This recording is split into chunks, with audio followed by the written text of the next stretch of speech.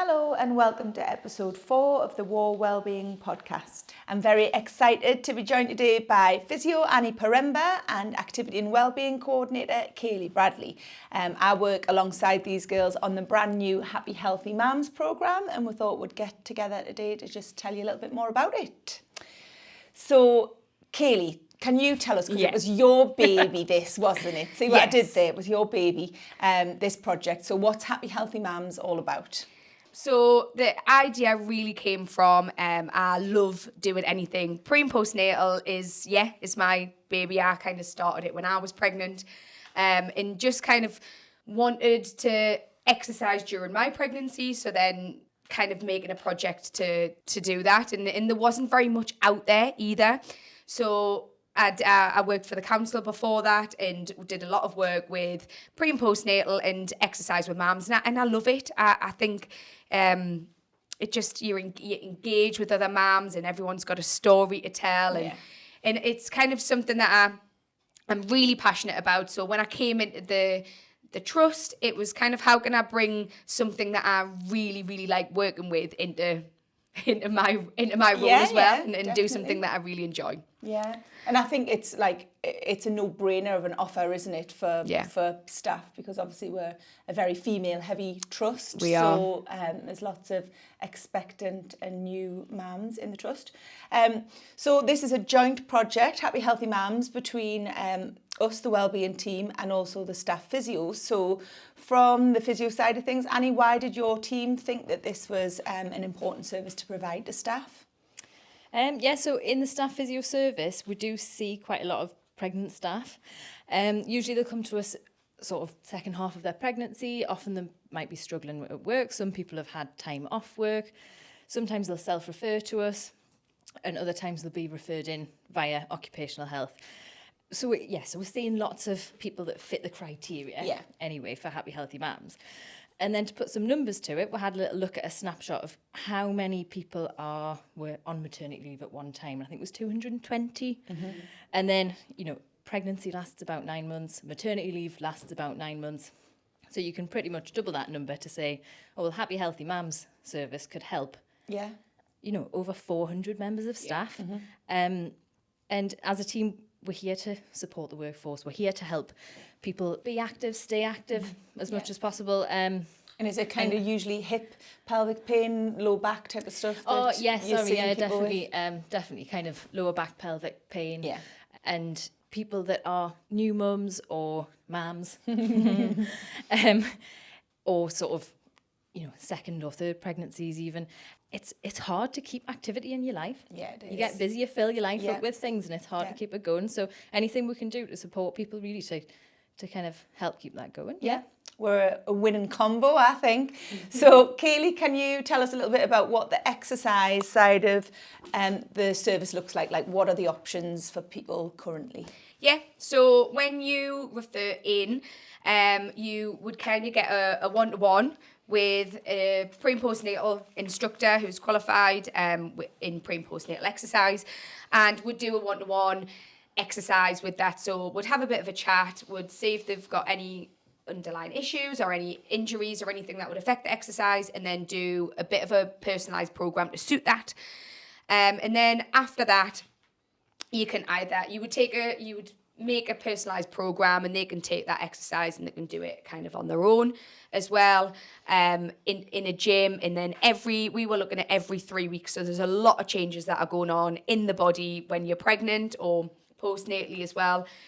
So every 3 weeks would be a check-in, and would go over all kind of exercise, would maybe alter it a little bit. There might be things that you can't, there is things that you can't do in the first trimester that you can in the can and can't do in each trimester, that kind of thing. So we'd go over them and would see every 3 weeks. We've been recording some online content as well. So we are very much aware that people can't commit to coming and seeing we're as much as we'd like that, because we're like a little natter about that's my favourite part. It is. It's my favourite part. And I think postnatally that will happen more as the project goes on, but pregnancy stuff, I think you have to provide stuff online, don't you? Because people are still often working full time and they just Absolutely. can't Yeah, and I maybe fit it think in. we kind of started it, actually. The whole online thing has come from off the back of COVID, hasn't it? Yeah. And we were chucked in the deep end, weren't we, about recording things and doing online content, and it was really tough, Yeah. wasn't it? But now it's all it's good. just second It's nature. all good. And I think we give loads of options, don't we? So it's not like it's just a prescribed workout that you have to do at home. You know, we kind of give lots of different adaptations to the exercises depending on whether you might have any joint pain or any issues going on. Yeah, and if you can do it at home as well. I think a lot of people now, and especially off the back of COVID, they like to do exercise in their own setting and feel comfortable with that. There's a lot of, things that people are self-conscious about in a gym and exercising and things like that. So we've got the online content there. There's a few different ones to choose from. I kind of have done more of a fitness side of the online content, and then Sarah, you've done a bit more Pilates type thing, haven't you? I think we keep saying we need to put some more in there, don't we? I think we've got a couple of Pilates and a couple of fitness, but we will, as the months go on, keep adding and build up that kind of little library of content. So going back to the postnatal side of things, I know, Annie, your service, the physio department, are offering a Mams Mini-MOT, which sounds very exciting. Can you tell us a little bit what that entails and what its kind of benefits are for new mums? Yes, of course. So, from sort of about 6 weeks postnatal, the ladies that are under the Happy Healthy Mams service can come for the Mams Mini-MOT. And to start off with, just as with any physiotherapy sort of initial appointment, we'll kind of collect information about that individual's experience so far and have a think about what goals they might have going forwards. If that initial discussion's highlighted any specific concerns, like for example, if they have got some ongoing bits of pelvic pain or back pain, then we can concentrate on that when sort of looking physically at that individual. But we'll always look at posture and movement related to relevant activities. Something that often comes up postnatally is feeding a baby. Yeah. You spend lots of time in this kind of hunched curled position having lovely cuddles, but and then think, oh, why is my shoulder, why is my neck feeling uncomfortable? So that's an example of what of something that can come up. We'll have a little look at tummy muscles and how they're recovering. I know that often is a concern for many new mums. And have a chat about pelvic floor health as well. So if there's any specific concerns following that discussion, then we can always signpost to the specialist pelvic health team as well.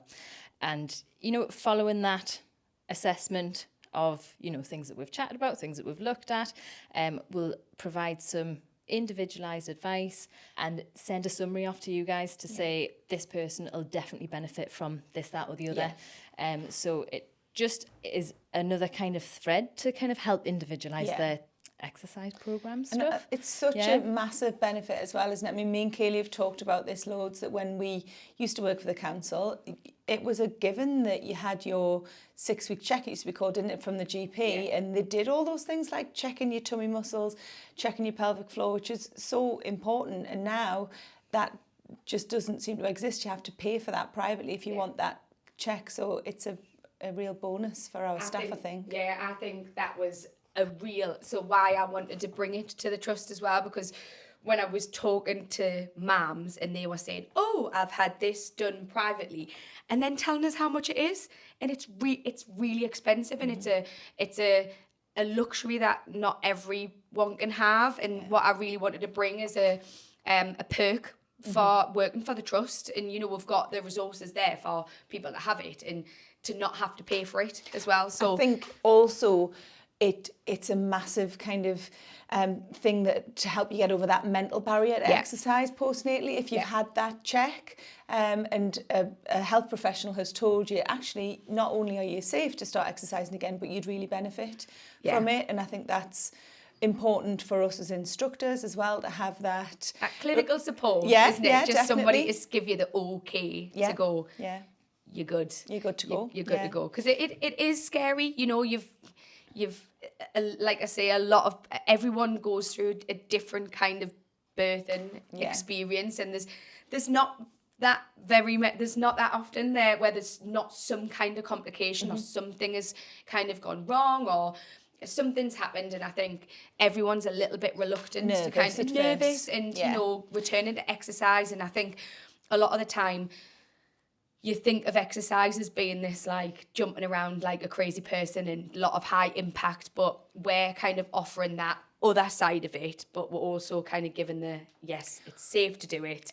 And the fact that it's personalised as well yeah. means that, they're getting a programme designed that's specifically safe for them. For you. Yeah. Yeah. So it's been really well received so far, really popular, which is great.